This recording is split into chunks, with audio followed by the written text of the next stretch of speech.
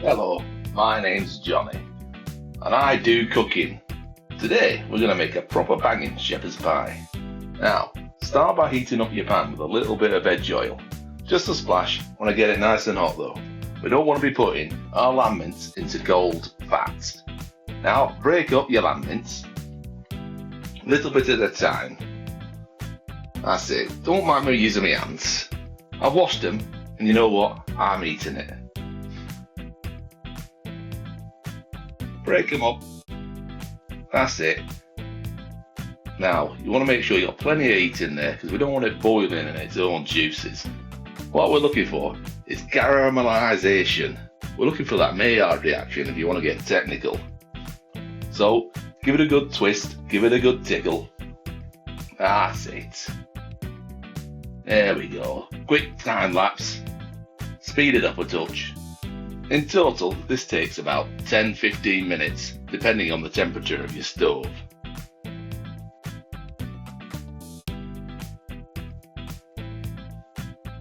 Now, what you're looking for is that nice kind of golden brown colour. Eventually, all the liquid starts to evaporate away, and you're just left with the fat at the bottom. That's it, as you can see here. So it's just starting to brown up a bit. Get in the roasted bits. The change of smell changes a little bit. It goes quite nice. Doesn't smell like boiled meat no more. Get some mediumly chopped onions in there. Give it a tickle. Stir it round. And we want to keep that going until it's translucent. And give your bottom of your pan a bit of a tickle as well. You've got all that fond on the bottom there for where the meat's stuck. That's all flavour, so we want to get that in there. The juices from the onions helps take that off a little. Waz in a bit of garlic. I think I use about 2 cloves there, finely sliced. You don't want to worry about finely chopping it, because we're going to give this a good cooking out.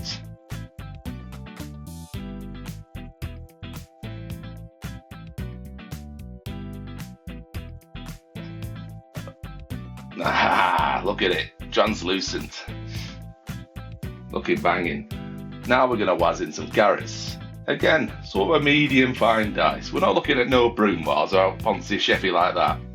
We want to see texture and we want to know the carrots are in there. Give them a bit of a tickle and get in some Tommy puree. This will add a bit of depth and umami to it. Oh, I love that word, umami. That sounds right proper chefy, doesn't it? Basically, savoury notes, bringing out the flavour of the meat. Tomato, lamb, best mates. Give that a good frying out. You want to cook out your tomato puree, otherwise it can be a little acidic. Add a bit of salt so we're layering the seasoning right through. That's it. Now, once you've given that a little stir through,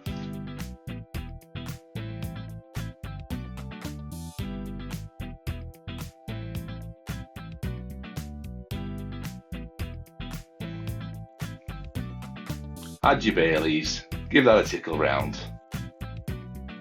Make sure you split your bay leaves to release those essential oils and flavours. A little bit of Tommy K. Again, this is adding umami, a little bit of sweetness, a little bit of sourness to cut through the richness of the mince. Same as before, scratch off that bottom. Cheeky. Bit of beef stock in there. Now, I'm just using a Nota stock cube. You could use whatever you want. Oxo or any other name brands. There we go. Simmering away slightly. Now I'm using a pressure cooker. I'm going to give it on high for 10 minutes.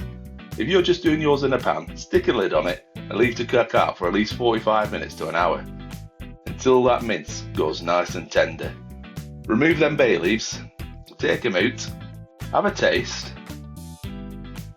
Adjust the seasoning. What else does it need? We're going to go in with a little bit of white pepper. Bit of white pepper, sprinkle it around. Again, adjust this to your taste. I like it peppery. If you don't, leave it out. Give that a good mix in. Bang in some Liam Perrins, Worcestershire sauce. But for you Yanks, it's a Worcestershire sauce or whatever. Give that a good mix in. And now, call me blasphemer, but I like to thicken mine with a little bit of Bisto. Gravy granules.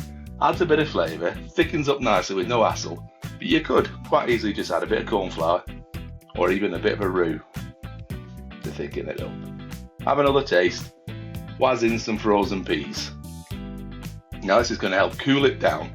Though you don't need to warm them up, chuck them in frozen. They'll cool it down quickly so we can get ready for mash. Okay, this is the consistency you're looking for. So it's nice and thick, it's not watery, but it's still got a nice sauce combining over the mince. Get it into a baking dish of your choice. I'm just going with this little casserole dish myself, but you could do anything. Make it in a tinfoil hat if you want. Smooth it out so there's no lumps. You got a nice surface to place your mash on later. Waz that in the fridge. While you're doing that, prepare your spuds. So, I'm peeling these because we're making mash. You don't want skin in your mash. Who puts skin in mash? Anyhow, give it a good peel. Get rid of any little eyes. Now, you don't want to see me peeling 8 potatoes like this. So, here's a fast forward. Oh, magic. Get rid of them. There's the spuds all peeled. Tidy up. I'm going to chop these into rough, all about the same size, but roughly, I don't know, about 1 inch each, diced. As long as they're the same size, it don't matter too much. Get them in a pan, cover it with water, and get it on the stove to boil. In case you don't know, I always like to season my mash right early. Again, you're getting this salty water going inside the mash, so you season right through. In case you've never seen it before, here's a boiling pan of water. Right. To check if your potatoes are ready after about 10-15 minutes, use a spoon to break it up. If it breaks up easy with a spoon and not a sharp knife, you know your mash is ready. We don't want it to be too soggy. We don't want it to be too overcooked. We're making mash, not mush. Drain off your spuds, let them dry out for a couple of minutes so the moisture evaporates away. And then get it into a ricer. If you don't have a ricer, you could just use a potato masher. Whatever you do though, don't put it in a blender. It just makes it gluey like wallpaper paste.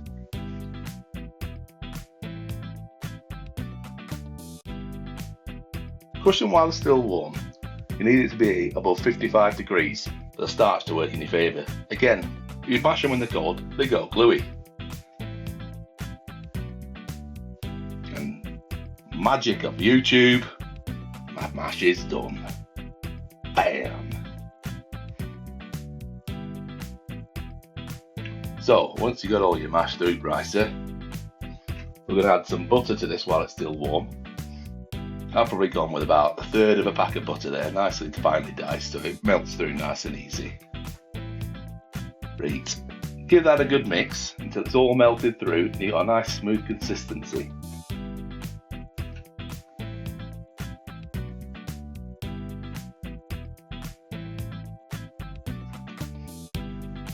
There we go, look at that. Once you've got that lovely buttery mash, that'd be great with some bangers right now, wouldn't it? But we're going to take it a stage further and we're going to add a load of cream, enriching it and making it a bit easier to put on the top of our shepherd's pie.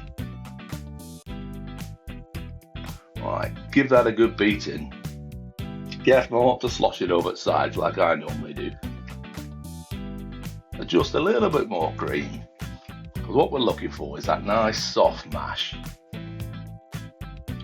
If you don't want to make your mash, don't make shepherd's pie. You definitely don't want to be using that packet smash rubbish. Proper spuds, cheaper, convenient, a little bit of washing up, but so much better. In with a bit of white pepper again. In with a touch more salt.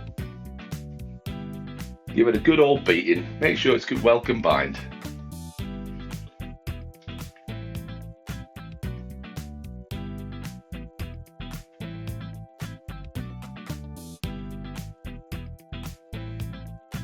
That's it, look how smooth that is, perfect.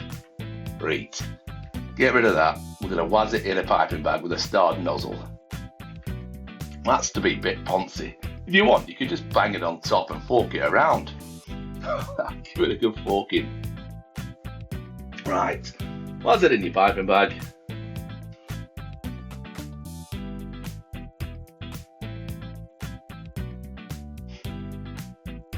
Make sure you got no air bubbles in your bag. Fast forward, let's go. There we go, all full. Right, bring over your mince that's been sat in the fridge while your spuds are cooked. So it's nicely chilled down and firmed up a little bit. Now I like to get a little bit fancy with this. Give it a bit of a spiral. That's it, you're just going round in circles. It looks good, but it don't take much. Carefully does it. I'll take your time. Like I said, you could just bang it on top and fork it over with a fork. Don't matter. It's all going down the same hole, innit? Reet. Fast forward to when it's finished. Badoom! Look at that. Doesn't that look fancy, eh? Fit for a king, that is. Oi. Right. Been in the oven now, 20 minutes. At about 200 degrees, so it's nice and brown. That, my friend, is a banging shepherd's pie. Let's plate it up.